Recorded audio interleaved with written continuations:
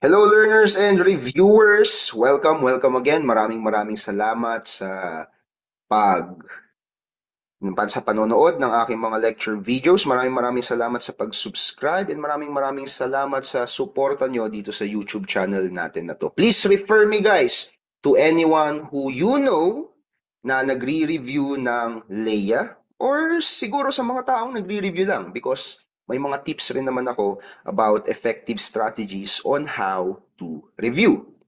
So for now, let's do some test drills, particularly on the subject agricultural extension and education. Let's start off with number 1. Sabi dito, during the martial law in 1972, so ang martial law ay nangyari daw noong 1972, the Agricultural Productivity Commission or the APC was renamed. So napalitan yung pangalan ng commission na to ng alin?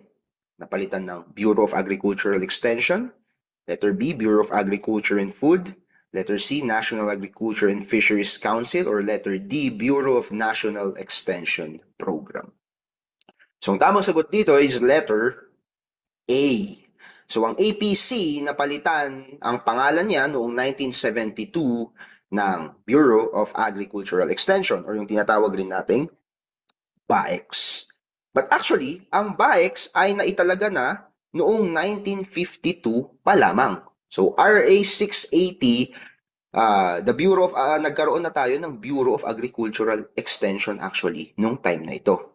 However, itong Bureau of Agricultural Extension na to ay napalitan yung pangalan niya into Agricultural Productivity Commission noong 1963 via RA 3844. So instead, kasi ang focus kasi ng agricultural extension, of course, is to extend technologies, di ba, sa mga farmers para mag-improve yung kanilang profit, para mag-improve yung kanilang pamumuhay. Pero napalitan yung pangalan ng Agricultural Productivity Commission kasi ang naging focus during this time is gawin nating mas productive yung ating farmers.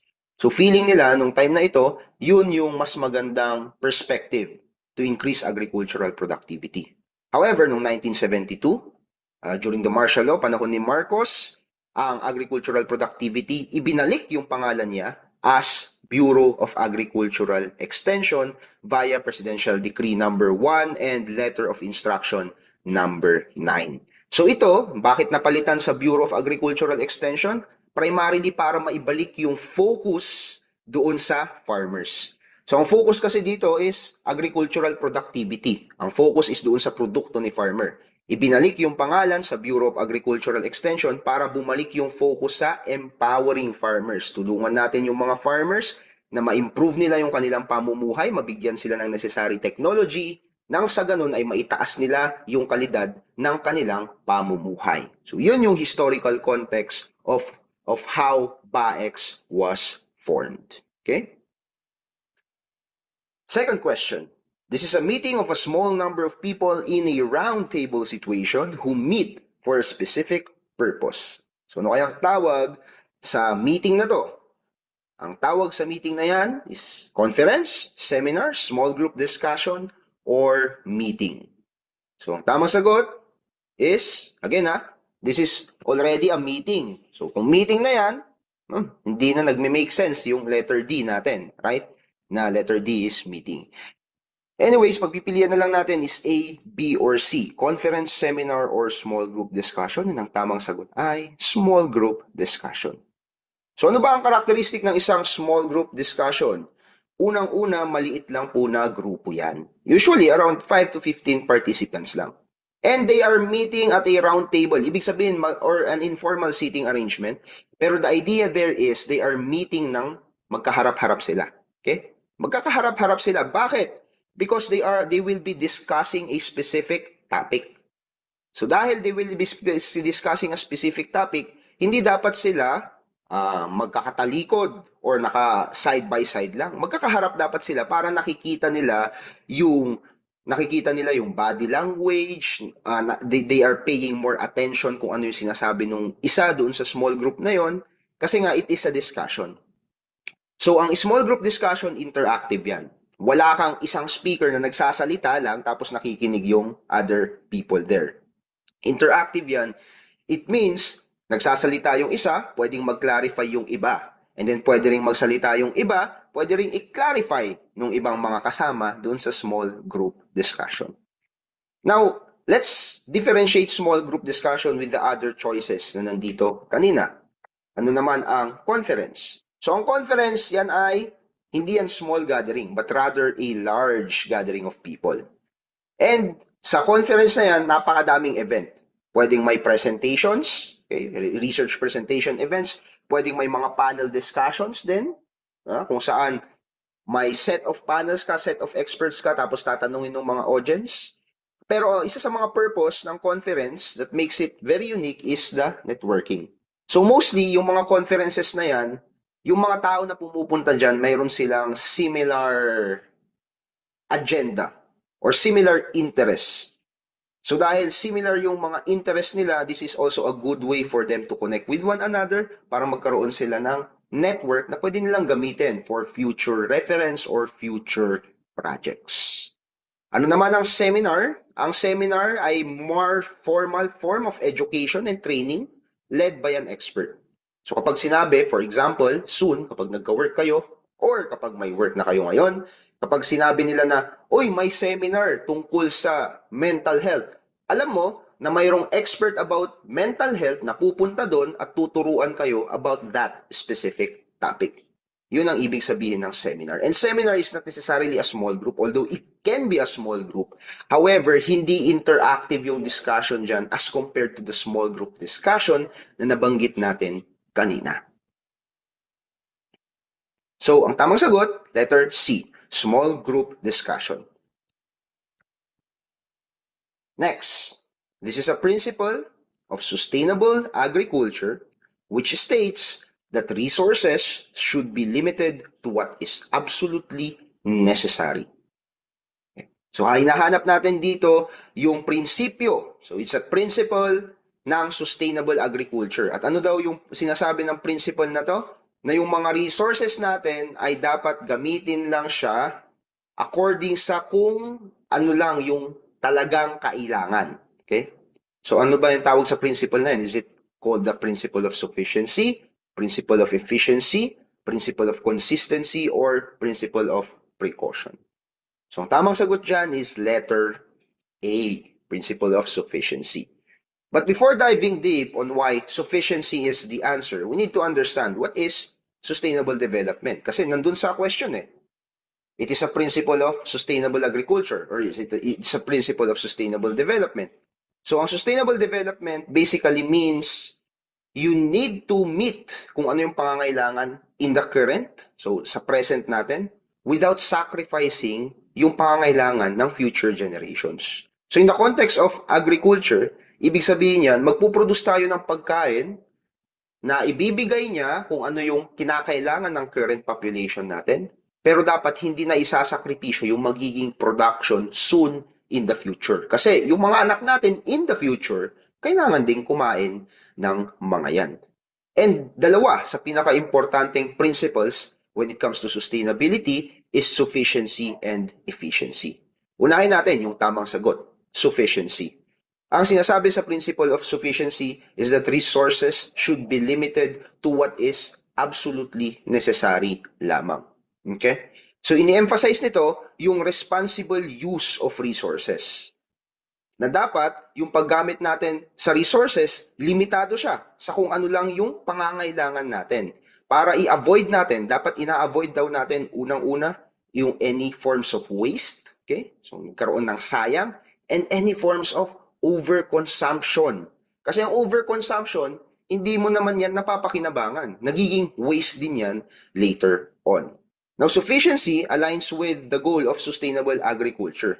Kasi kapag sufficient ka, ibig sabihin ang ginagamit mo lang ay kung ano yung kinakailangan in the present, nabibigyan mo, nakakapag-ipon ka, kumbaga, nakakapag-impok ka ng mga resources for the future.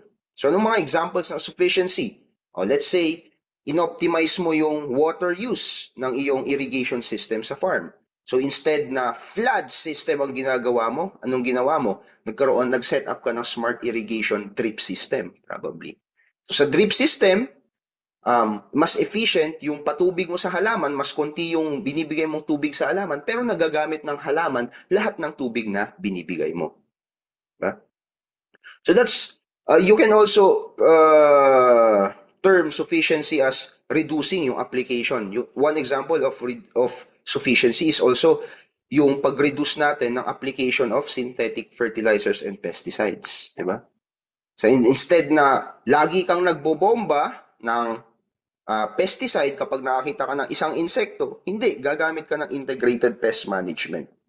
Kung isang insekto lang naman yan, hindi mo na kailangang mag-spray pa ng bonggang-bongga, di ba?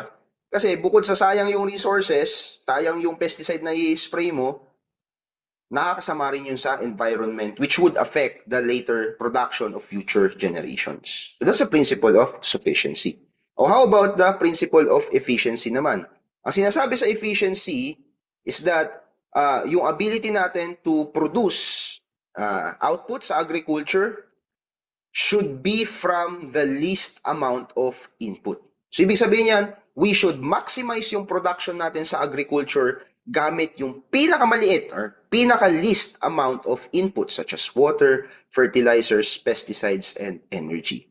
So, para masabing efficient ka, ibig sabihin nun, less amount of cost ka, so less cost ka, pero maximum naman yung output mo. Gumagastos ka ng maliit lang, pero yung output mo, yung productivity mo, malaki. So isa din yan sa mga very important principles ng agricultural sustainability. So ang sufficiency, magtitipid ka, yun yung sinasabi niyan, magtitipid ka. Tapos yung enough na paggamit mo ng resources sa sufficiency, gagamitin mo siya in such a way na makakapag-yield ng maximum output. Okay? Like, for example, yung ating drip irrigation kanina na nabanggit ko sa sufficiency. 'Di ba? Ang purpose ng drip irrigation ay unang-una para makatipid ka ng tubig. So instead na flood irrigation yung gagawin mo, drip na lang, paunti-unti. So that's sufficiency. Paano siya naging efficiency rin? Nagiging efficiency siya kasi yung paunti-unting pag-drip ng tubig doon sa halaman mo, ginagamit yon lahat ng halaman. Hindi kasi katulad kapag flood yung irrigation mo, a lot of those water, hindi naman nagagamit ng halaman. Bumabalik lang siya doon sa ilalim ng lupa. Pero kapag drip, kung ano yung ibinigay mo doon sa halaman na yun, mina-maximize niyo yun. So, ibig sabihin, efficient ka rin at some point. Diba? So, pwedeng ang gawin mo, yung drip irrigation mo yan, lagyan mo na rin ng fertilizer. Diba? Para bukod sa nakakapag-dilig ka, nakakapag-fertilize ka na rin. Ang tawag doon, fertigation. Diba? So that's the difference between sufficiency and efficiency in the context of sustainable agriculture. Next question. Sabi niya dito, Dole and Del Monte are examples of sources of information. Categorized under what? So in extension education, kailangan natin ng information para may maipasa tayo sa mga farmers natin that would improve their lives or that would improve their agricultural productivity. Na yung mga information na to, may mga sources yan. So kumare, ang Dole and Del Monte, sila ay, they are sources of information that falls under what category? Is it private firm, farm entrepreneurship, indigenous technical knowledge, or research institution of the Department of Agriculture? Tamang sagot dyan, ang Dole at Del Monte are categorized under private firms. So bakit private firms?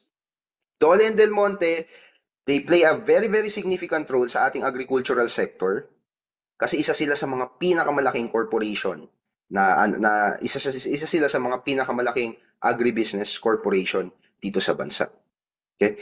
And they contribute essential information and resources for improved agricultural practices, market trends, and consumer education na galing sa mismong operation nila. And these companies, they are private companies. Kaya Dole and Del Monte are sources of information categorized under a private firm.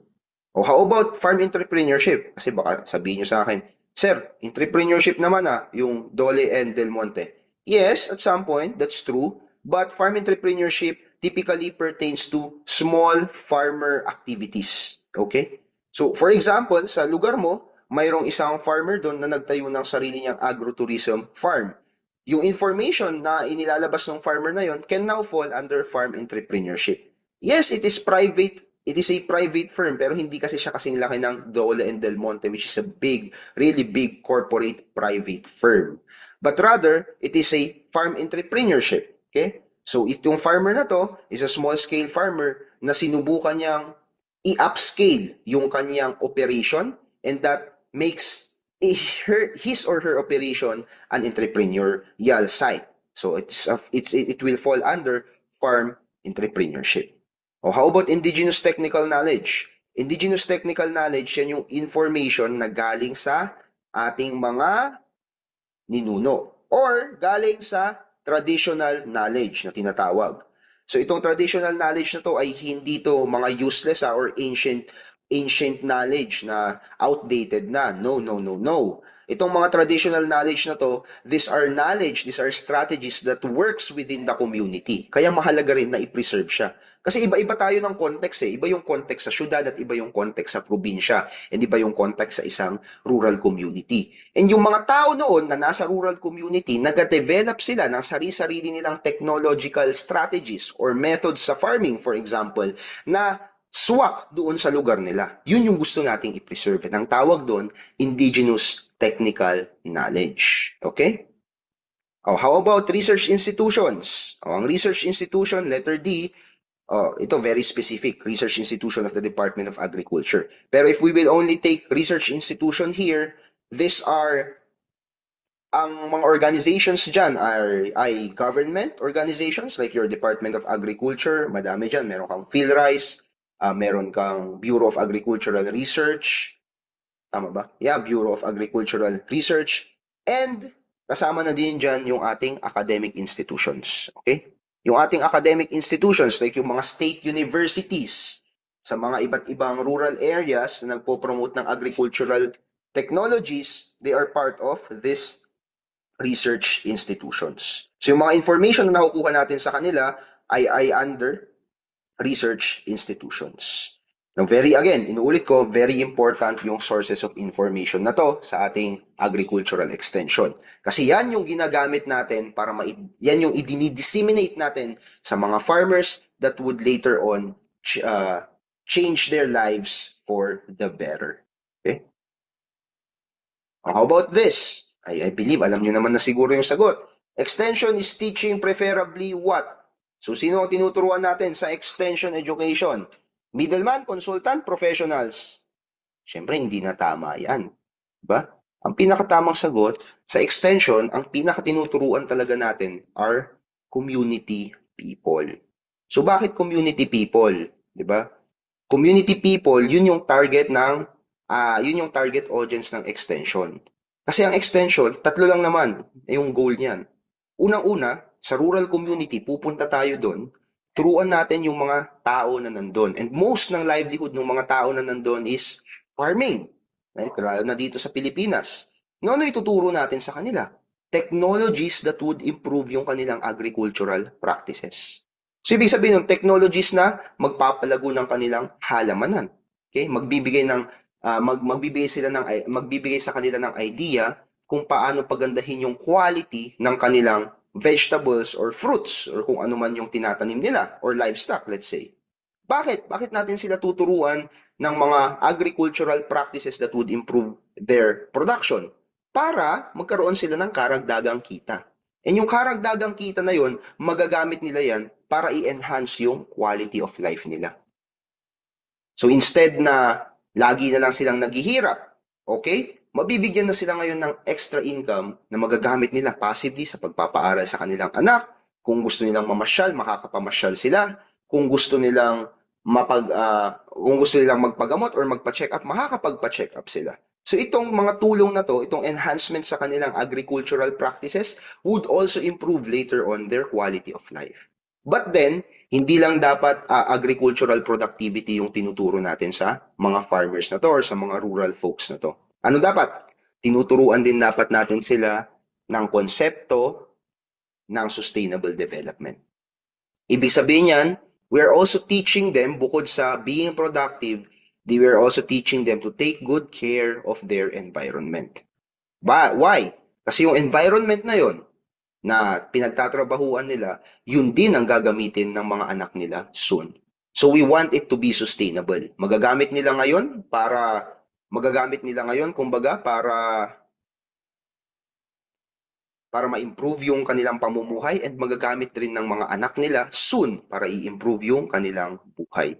And it would be a cycle that will continue, will be a sustainable cycle that will continue, that will improve the lives of generations after generations after generations. Kaya, ang target ng agricultural extension na turuan ay community people.